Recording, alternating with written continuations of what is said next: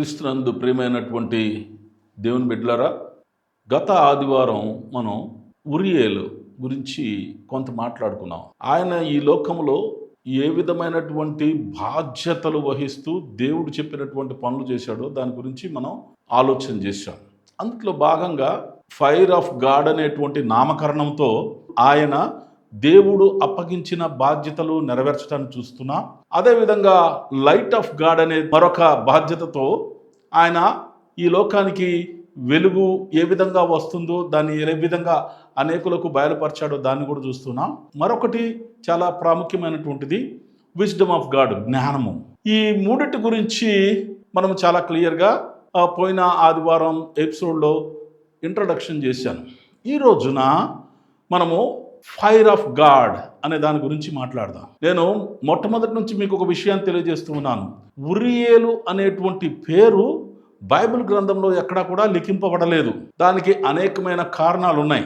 ఆ కారణాలని మనం ఫోకస్ చేయలేము. ఎందుకున్నానంటే ఎవరిని కూడా నిందలు వేయటానికి వీల్లేదు. ప్రొటెస్టెంట్లు, ఆర్థడాక్సు, క్యాథలిక్స్ వారి యొక్క గ్రంథాలలో ఈనోకు యొక్క పుస్తకం రాయబడలేదు. ఎందుచేతనంటే మనకు చాలా క్లియర్గా అర్థమవుతుంది. ఆయన మెటాడ్రాను దేవదూతగా మారిన తర్వాత ఆయన అక్కడ ఉన్నటువంటి పరిస్థితులన్నింటినీ కూడా చాలా క్లుప్తంగా ఆయన పుస్తకాల్లో రాయటము, అది కొంత కాంట్రవర్సీగా ఉన్నది అనేటువంటి ఆలోచన ఈ యొక్క క్యాథలిక్స్ కానీ లేకపోతే ప్రొటెస్టెంట్లు కానీ ఆర్థడాక్స్ కానీ యాక్సెప్ట్ చేయలేకపోయారు. అందుచేత ఇది క్లియర్గా రాయలేదు. అదేవిధంగా దేవుడు చేసినటువంటి గొప్ప కార్యాలు, ఈ ఉరియేలు దేవదూత ఆర్చ్ ఏంజిల్గా పిలువబట్టాన్ని మనం చూస్తూ ఉన్నాం. ఈ ఆర్చ్ ఏంజిల్గా పిలువబడినటువంటి ఉరియేలు దేవదూత ఒకసారి కానీ మనము చూసినట్లయితే ఫైర్ ఆఫ్ గాడ్ అనేటువంటి నామకరణంతో రావటాన్ని మనం చూస్తూ ఉన్నాం. అసలు ఈ ఫైర్ ఏంటి? యెహోవా దేవుని దగ్గర అనేక మంది పనిచేసే వాళ్ళు ఉన్నారు. చాలా ఇంపార్టెంట్ రోల్ పోషించేటువంటి 200కు పైగా దేవదూతలు ఆయన దగ్గర ఉండటాన్ని చూస్తున్నాం. ఇందుట్లో ఒక 7 ప్రత్యేకమైనటువంటి దేవదూతలుగా మనం చూస్తూ ఉన్నాం. బాధ్యతలు కలిగి ఉన్నటువంటి దేవదూతలుగా మనం చూస్తూ ఉన్నాం. ఇంతకు ముందు మీతో నేను రఫాయేలు, సమీయేలు, ఉరియేలు గురించి కొంత క్లుప్తంగా మాట్లాడాను. ఇప్పుడు ఉరియేలు యొక్క బాధ్యతల గురించి నేను మాట్లాడుతూ ఉన్నాను. ఆదికాండము 19వ అధ్యాయము మొత్తంగాని మనం చూసినట్లయితే 2 దేవదూతలు సొదొమ గొమొర్రాకు వెళ్ళి లోతును దర్శించి అక్కడ నుంచి లోతుకు కొన్ని ఉపదేశాలు చేసి అక్కడ ఉన్నటువంటి వారందరూ కూడా పాపములో మగ్గిపోయి ఉండటం చేత, దుర్మార్గపు పనులు చేస్తూ ఉండటం చేత ఆ ప్రదేశాన్ని నాశనం చేయటానికి ఒక నిర్ణయం తీసుకుంటాన్ని మనం చూస్తూ ఉన్నాం. ఇటువంటి సమయంలో లోతు మంచివాడిగా, లోతు కుటుంబము దేవుని దృష్టిలో మంచిదిగా ఉండటం వల్ల ఆ కుటుంబాన్ని కాపాడటానికి దేవుడు ఆయన దూతల్ని పంపి ఆ దూతల ద్వారా వీరు బయటకు రావడానికి మనం చూస్తూ ఉన్నాం. ఇక్కడ ఓ చాలా ఇంపార్టెంట్ ఇష్యూ. దూతల పేర్లు బైబిల్లో రాయలేదు. మీరు ఎక్కడైనా చూసినట్లయితే కొంతమంది దూతల పేర్లే చాలా క్లియర్గా రాయటాన్ని మనం చూస్తూ ఉన్నాం. ఈ ఉరియేలు దూత చాలా ప్రాధాన్యమైనటువంటి పాత్ర పోషించింది. కానీ ఆ ఉరియేలు దూత గురించి రాయకపోవడం అనేది ఒక్కొక్కసారి ప్రతి ఒక్కరిని కూడా ఆలోచన చేసే విధంగా ఉంటూ ఉంది.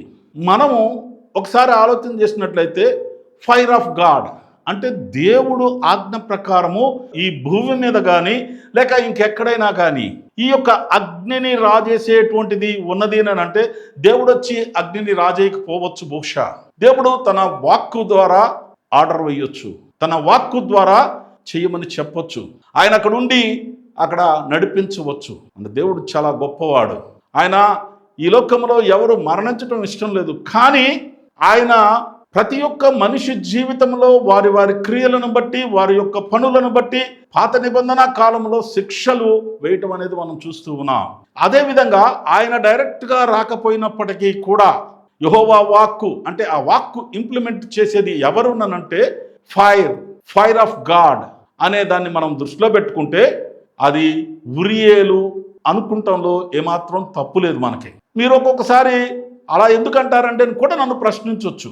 నేను దేవుణ్ణి ప్రశ్నించే అధికారం నాకు లేదు, దేవుణ్ణి అడిగే అధికారం కూడా నాకు లేదు. కానీ నేను దేవుని యొక్క ఆలోచన సరళిని నేను క్షుణ్ణంగా బైబిల్ ద్వారా చదువుకొని ఇంకా ఇతర పుస్తకాల ద్వారా, ఇతర గ్రంథాల ద్వారా నేను తెలుసుకొని నేను గ్రహించి మాట్లాడుతున్నటువంటి యొక్క ఉద్దేశాన్ని మీకు నేను బయలుపరుస్తున్నాను. నేను ఇది బైబిల్లో ఉందని నేను చెప్పటం లేదు, కానీ ప్రాక్టికల్గా అక్కడ ఇద్దరు దూతల పేర్లు రాయలేదు. ఇప్పుడు మనం ఏమనుకుందాం, ఒకసారి ఆలోచన చేద్దాం. ఫైర్ ఆఫ్ గాడ్ అనేటువంటి పేరు ఉంది అని చెప్పేసేసి ఎక్కడ రాయబడి ఉంది? ఈనోకు పుస్తకంలో ఉరియేలు ఫైర్ ఆఫ్ గాడ్ అని చెప్పి రాయబడి ఉంది. ఇటువంటి పరిస్థితుల్లో ఈ ఫైర్ ఆఫ్ గాడ్ దేవుడు తన దగ్గర తన యొక్క ఆజ్ఞలను ఇంప్లిమెంట్ చేయడానికి వచ్చేటువంటి ఈ దేవదూతలందరిలో సుమారు 200కు పైగా ప్రాధాన్యత వహించినటువంటి దేవదూతల అందరిలో నుండి ఒక 7 అతి ప్రాధాన్యమైనటువంటి వారుగా ఆర్చ్ ఏంజిల్స్ లాగా ఉన్నటువంటి వారిలో ఈ యొక్క ఉరియేలు కూడా ఒక ప్రధానమైన దూతగా మనం భావించవచ్చు. ఇటువంటి పరిస్థితులలో మొట్టమొదటగా ఆయన చేసినటువంటి పనిని మనం చూసినప్పుడు మొదటగా మనం తెలుసుకోవాల్సింది ఏంటంటే సొదొమ గొమొర్రా పట్టణము నాశనము చేయటానికి ఆయన తన యొక్క దూతలను పంపి అక్కడ సొదొమ గొమొర్రా పట్టణాన్ని నాశనం చేశాడు.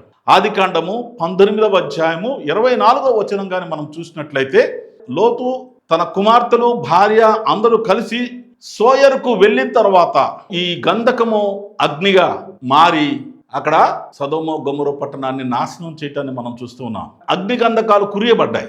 ఈ అగ్ని గంధకాల ద్వారా సొదొమ గొమొర్రా పట్టణము నాశనం చేయబడింది. అంటే ఇక్కడ దేవదూతల ఇంప్లిమెంటేషన్ ఉంది. పేర్లు అయితే లేవు, కానీ we can think about this is a Uriel. నా పర్సనల్ ఒపీనియన్ అయితే కాదు, కానీ కొన్ని గ్రంథాలు చదివిన తర్వాత ఏనోకు గ్రంథం కానీ ఇంకా ఇతరమైన గ్రంథాలు కానీ నేను చూసినప్పుడు ఇథియోపియన్ ఆర్థడాక్స్ చర్చెస్లో రాసినటువంటి కొన్ని గ్రంథాలు, అదేవిధంగా ఇంకా అనేకమైన చోట్ల ఈ ఉరియేలు దూత గురించి రాసినటువంటి వాటిని బట్టి నేను అర్థం చేసుకుంది ఏంటంటే దేవుడు తన దూతల్ని పంపాడు. ఆ దూతలో ఒక దూత అయినటువంటి ఉరియేలు దూత ఈ యొక్క పనులు చేసే విధంగా ఉన్నట్టు మనకు కనపడుతూ ఉంది. ఉరియేలు గురించి మనం ఒకసారి ఆలోచన చేసినప్పుడు ఏదైనా వనము నుండి ఆదాము అవ్వలు గెంటివేయబడిన తర్వాత అక్కడ గేట్లకు కాగడాలతో అగ్ని కాగడాలతో ఇక్కడ ఉరియేలు కాపలగా ఉన్నట్టు మనం చూస్తూ ఉన్నాం. కెరూబులు వచ్చేమో జీవవృక్షమును కాచుకుంటూ కూర్చున్నాయి, కానీ ఉరియేలు వచ్చి ఈ కంచు కాగడాలతో ఇక ఎవరు కూడా లోపలికి రాకుండా, ఈ ఆదాము అవ్వల నుండి వచ్చినటువంటి జనరేషన్లో ఎవరు కూడా ఈ యొక్క జీవవృక్ష ఫలాన్ని ఎతకకుండా దాన్ని గ్రహించకుండా ఆ చుట్టూ కూడా ఈ యొక్క అగ్ని చేత అగ్ని కాగడాల ద్వారా ఉండటాన్ని మనం చూస్తూ ఉన్నాం. ఇది మొట్టమొదటిది బైబిల్ గ్రంథంలో. అగ్ని చేత సొదొమ గొమొర్రా పట్టణము నాశనం చేయబడింది. ఇంకా మీకు ఏంజియాలజీలో ఉన్నటువంటి ఈ దేవదూతల గురించి, ఆర్చ్ ఏంజిల్స్ గురించి మీకు తెలియజెప్పడానికి నెక్స్ట్ ఎపిసోడ్లో మీరు సిద్ధంగా ఉండవలసిందిగా నేను కోరుతూ ఉన్నాను. మీరు ఇవన్నీ తెలుసుకోవాలనుకుంటే తప్పకుండా మీరు Jacob Ladders International Faith Mission YouTube ఛానల్ని మీరు చూడండి, మీరు సబ్స్క్రైబ్ చేసుకోండి. అదేవిధంగా ఇతరులకు మీరు ఫార్వర్డ్ చేసి మీరు కూడా సువార్త సేవ చేయాలని చెప్పి ప్రభునామం పేరిట మిమ్మల్ని కోరుతూ నేను ముగిస్తూ ఉన్నాను.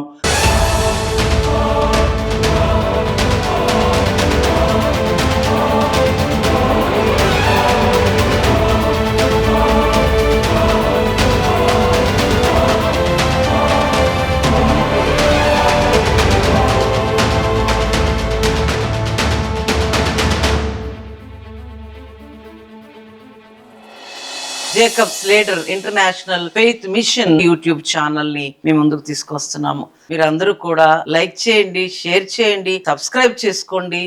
దేవుడి మాటలు దీవించును గాక. ఆమేన్.